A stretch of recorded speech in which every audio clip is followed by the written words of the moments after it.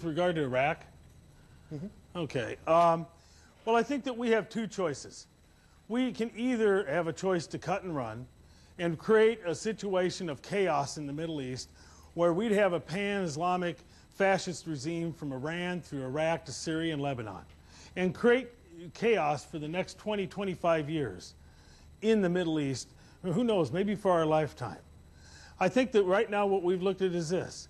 We have no choice, not just to stay the course, but to do the thing that we had talked about in the beginning, to create a stable and democratic Iran. In fact, I was just talking to some Iowans that served over there, and one of them said, Mike, you know, there's 18 states over there, and there's fundamental stability, not complete stability, in 16 of them.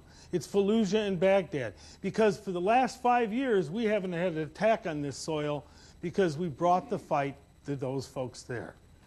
So I think what I would say is this. Certainly, I don't think you want a blank check on the situation in the Middle East. But to abruptly cut the funding for the troops to force them to come home, as my opponent has suggested, I think would result in chaos. Mr. Braley? Well, Diane, I can't see where you're sitting, but I'm glad that you came up with this question. It's probably one of the most important questions anyone will ask tonight. And I want it to be perfectly clear where I stand. I stand with the direction that the Republican-controlled Congress set out in 2005 when it passed the defense authorization budget and said that 2006 will be a year of transition where the Iraqi security forces assume responsibility for securing their country and we start to redeploy our troops from Iraq. That was a Republican-controlled Congress that made that choice.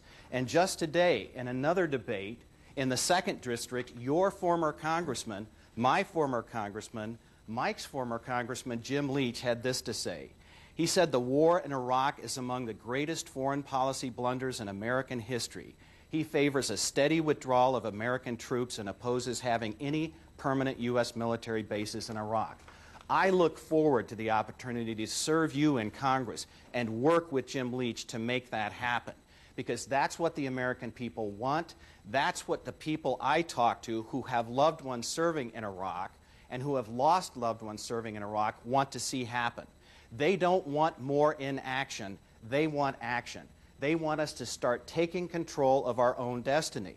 And instead of having a foreign policy in Iraq that's dictated by when we're told by the Iraqis when we should leave, it's time for the American people, specifically Congress, to live up to its role as a check and balance on the power of this presidency and to make sure that we live up to the mandate that a Republican-controlled Congress adopted in 2005. That's what I'll do. I'll be a strong, independent voice working in a bipartisan effort with people like Jim Leach to make that happen and to get us the national security policy that we need by redeploying our troops to other troubled areas, increasing our strength in Afghanistan, and finally bringing Osama bin Laden to justice. Rebuttal, Mr. Whalen, 30 seconds. Well, I think it's very simple when you listen to somebody that like Senator McCain. I think Senator McCain is pretty much of an expert on foreign policy, and I think he's been an independent voice, free of either side of the partisan debate. But when I asked him to speak out on this question, he said very simply, publicly here in Iowa, chaos would ensue if we follow this abrupt defunding and immediate withdrawal of the troops. He said, why I favor the Iraqis taking over, and of course I do as well. Signaling that timetable is the wrong way to go. Thank you. Mr. Braley, rebuttal? 30-second rebuttal? Well, sure, I'll be happy to take 30 seconds. More of the same is not success. Our policy in Iraq has failed. You talk about chaos ensuing if we leave. Chaos has already ensued in Iraq, Mike. The national security agencies were all unanimous in their condemnation of our failed foreign policy. We have breeded an area where terrorism is flourishing and spreading around the globe because of our failure to recognize the limitations of our problem in Iraq. Thank you.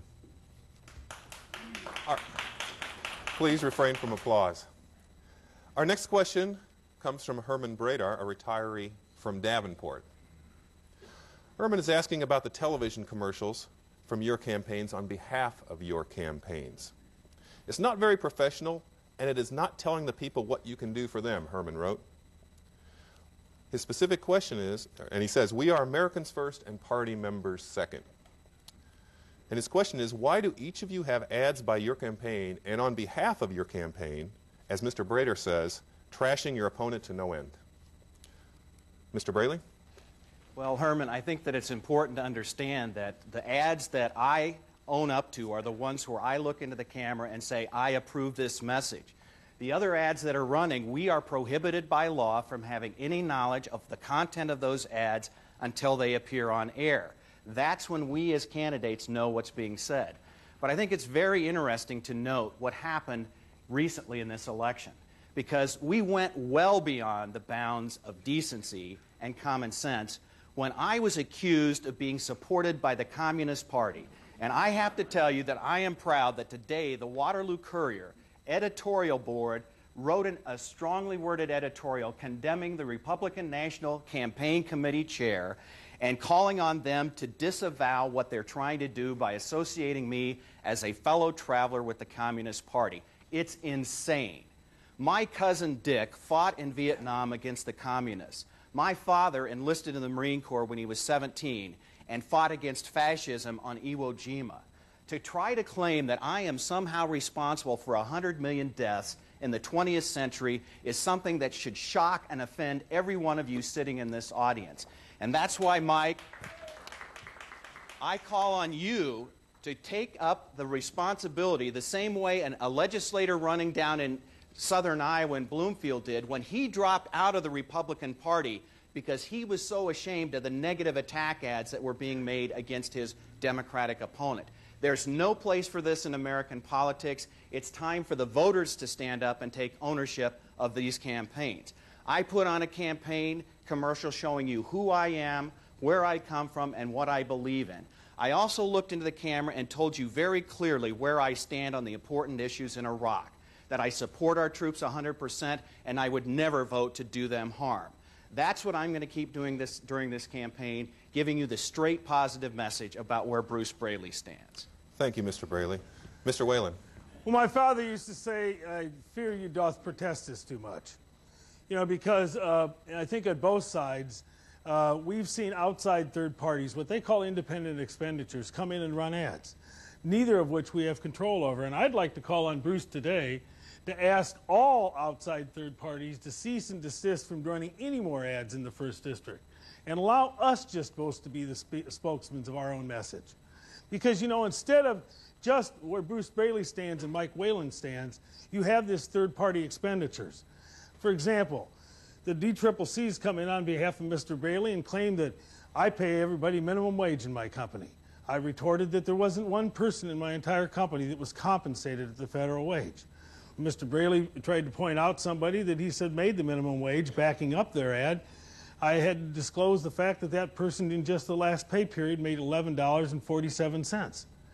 This is the kind of nonsense that we get. Just yesterday I got an ad that quoted the first half of a sentence I made in Iowa Public Television when I said, we don't have an energy problem, we have a government problem. But the next week, up comes an ad on behalf of Mr. Braley that says, Mike Whalen says we don't have an energy problem.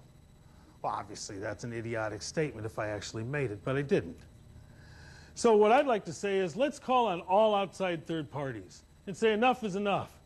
Just let Mike and Bruce have the choice and the decision of what to say, and let's take both of our ideas, because I'm comfortable, as I've said in the beginning. Lower taxes, less regulation, less litigation, and that's the prescription to win the jobs in the 21st century. Because I'd like to see those ideas debated instead of the ones forced upon us by the outside third parties. Thank you, Mr. Whalen. 30 seconds.